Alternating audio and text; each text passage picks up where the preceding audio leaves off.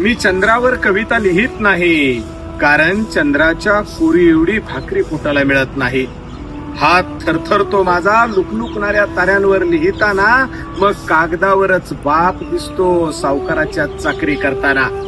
माझ्या बापाच्या घामाच्या थेंबानं भांडवलदारांच्या अंगावरची अत्तर फुलत असते आणि त्यांची बायका पोरं सुसज्ज बंगल्यात, आई माझी झोपडी जुरत असते.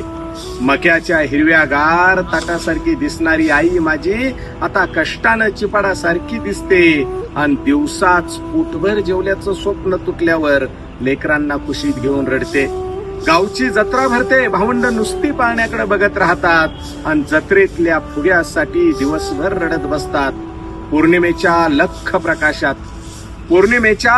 प्रकाशात झोपडी माझी दारिद्र्याच्या जखमा लपवीत असते.